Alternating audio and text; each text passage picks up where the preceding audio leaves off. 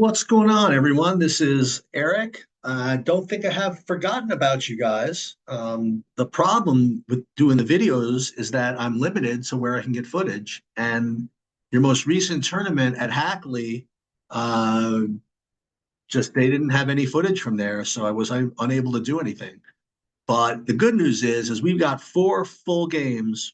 Well, three and a half, I guess, full games from Atlantic City that we can go over. We're going to have probably some uniform issues, as we always do with you guys, because you just refuse to work with me here and keep putting two number 21s out there, and Styon goes on with a different number every time. So I'm just not going to go through all these mismatches individually through the clips. Maybe next season you guys will get your act together and get unique uniforms so that we can tag these guys properly. Anyway, we do have four games to go through, and we can certainly look at some of the individuals, and we can also certainly look at what we need as a team. Now, again, the goals for you guys at your age group, it's at the beginning of the season, I would have been content with 45%, but similar to the way they look at, you know, NBA teams and whatever, is this the closer we get to the end of the season, the more I'm starting to think about where I would need you guys next year. So I almost want to ask that you give me an effective field goal percentage of 50%, but for now, let's keep it the way it is, and let's root for the 45% effective field goal percentage, and then maybe 20% turnover rate, and maybe 25% offensive rebound percentage. Let's take a look. Let's first look at the let's look at this We Are One game. You guys won 52-40. And okay, so effective field goal percentage, this is extremely poor. Okay. I knew asking for 50% is tough, but you should be able to give me at least 45%. You did keep the turnovers down, which is really, really big. After effective field goal percentage, turnover rate is the next most important determining factor of wins at your age group. So this was good. You kept this under 20. And your rebounds, where did this come from? This is amazing. That's the reason you won this game, was certainly not because of your effective field goal percentage, was because you kept the turnovers down, and you got a lot more chances by getting all the offensive rebounds. Really, really good job. All right, let's take a look at the shot chart and see if we can't figure out if we could improve this effective field goal percentage by shot selection. Let's see. We are one. Yeah, so we can do something about this. Now, again, in fairness, I try not to get on you about this in ninth grade, but by next year, I am going to get on you about this a lot.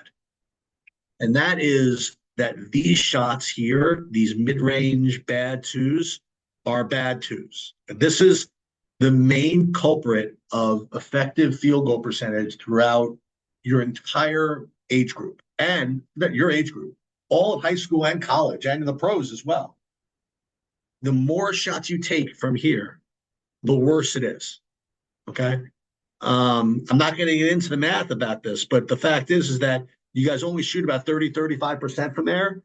Not that much worse than with where you shoot from three. So if you're going to miss anyway, you may as well be rewarded with a three when it goes in. And this is a good test case of what happened. So 1, 2, 3. You were 2 for 8 from here. So this was an extremely poor showing with respect to shooting and shots and decision making. The reality is you got so many offensive rebounds, it didn't matter. But you need to work on this. Yes, for the rest of the season, and also into next season. All right, let's look at some individuals from this game. Wait, stats by athlete. Let's see who do well. Now, again, I'll never be able to tell Jake from what's his name, from John Ehlers. I think this game I just gave them all to Jake. I don't know what else to do. But who did well here from three at least? Whoever number 21 was 2 for 7. Nick 0 for 5. That's listen, I'm not telling you not to take him. You obviously can take him from out there.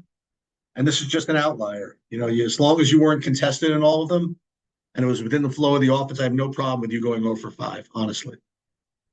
What else can we glean from this? How about turnovers? You guys did so well with the turnovers. I don't want to get on you too much. Aiden, you had 4. Could cut that back by 1 or 2. But overall, I mean, my real praise from this game is to keep control of the ball and all these offensive rebounds. Actually, we may as well identify where those are coming from. Actually, they didn't. I don't think they identified where the offensive rebounds came from.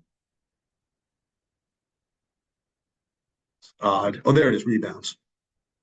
Again, whoever played as number 12, again, we didn't know.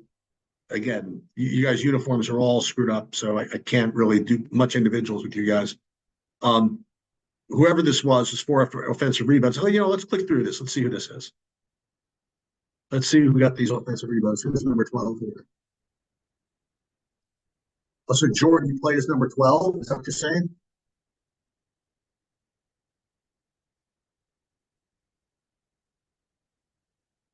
Okay.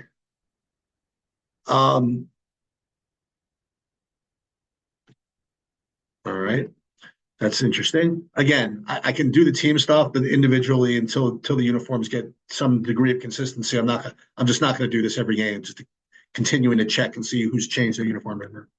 All right, let's go move on to the next game, which is, well, let's do this PA Hoops game because this is probably a train wreck. We'll get to the good one at the end, the 50 to 55, 50. That can't be bad. Let's look at PA Hoops. You only had 33 points, so I imagine this is not going to look very good. Yeah, 35% effective field goal percentage is not good. Again, if there's a bright spot, the turnovers were kept low, and the offensive rebound percentage was pretty good. But again, the effective field goal percentage was extremely poor, so we have to kind of look into that a little bit. Um, Shot chart. Wow, this is amazing. You only had 3 bad twos, so that's pretty good.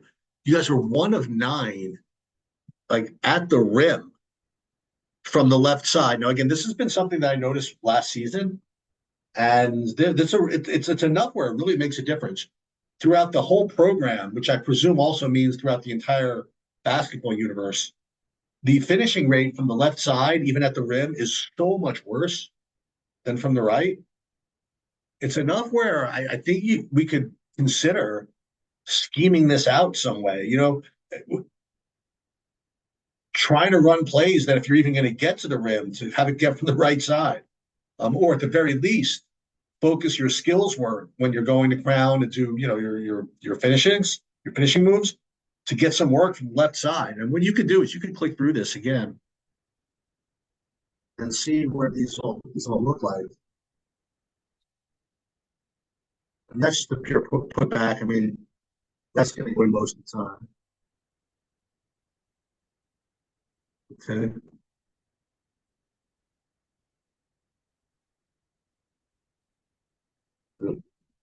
The point is, you can do this. I mean, you can go through all this and see what types of finishes you're missing here. Whatever. So that's the one thing that stood out for me. Now let's take a look at the stats, the individuals here from this game. Again, we don't care about number 21. I guess that's Jordan, number 12 today. As far as threes, Aiden was 2 for 5. It's pretty good. Nick much better, 2 for 5. Whoever number 21 was in this game was 1 for 9, or the combination of the number 21s was 1 for 9. Let's see. Turnover. I guess the shout out has to go to Noah and Jake for keeping the ball from being turned over. I mean, this is pretty good, I have to say. But the effective field goal percentage was extremely poor. And so much of that was just from those finishes from the left side. Decision wise, I guess it wasn't bad. Just didn't make anything from the outside in this particular game. All right, let's move on to, well, let's do this NJ Panthers game. This can't be good either. I mean, I don't think this is a full game, but even still, uh, 35% effective field goal percentage. Now, this is what happens. Okay. So when you put this number up, this 26% turnover rate, then you know you're in trouble. Okay. Because you just can't get away with this effective field goal percentage and also turn the ball over. Offensive rebounds, not bad. Let's take a look at the shot chart from PA Hoops. And not bad. 3 out of the 41. This was the 1 for 9. Sorry. Panthers. This is the one we got to look at. Sorry. We just did the games. See, take a look at this. 2, 4, 6 shots. 6 out of your 31 that I was tracking. 20% of them were bad twos. Again, you have another week to get away with it this year. Because next year, if I'm as hands on as I would like to be, which I obviously I can't be, but this is these shots are never going to work for you guys. Just never. And you can click through here and see where these are coming from. I mean, just for the hell of it. I mean, what is it? Anyway, that's for the coaches. Or you guys can look through it too as the players also. But yeah, that's got to change. And let's get to the last game here, which was the all right, United New Jersey. You guys lost 55-50, but for whatever reason, I hope you guys did better. Let's see. United NJ. Yeah, I thought so for some reason. So your effective field goal percentage was closer. 43% is not bad. And once again, I mean, guys, 10% turnover rate. I mean, this is also the thing that can travel somewhat. You know what I mean? If you get used to keeping control of the ball, it makes up for a lot of other deficiencies. Um, yeah, this is too bad. You actually did have an effective field goal percentage, almost close enough to win. Your turnover rate was good. You just couldn't get any rebounds in this game. Wow. All right, let's take a look at the shot chart. 5 bad twos out of 51. Again, if it's within 10%, I'm not going to yell completely at you, but I'd love for someone to put up a good shot chart for me this year. I mean, I remember last year at the end of the year, we had the 16s who now are the 17s put up the only perfect shot chart of the season. I'm telling you, when I was coaching, I know people are sick of hearing this, but I would want a perfect shot chart literally every game. But anyway, uh, not bad. Let's take a look at the individuals in this game.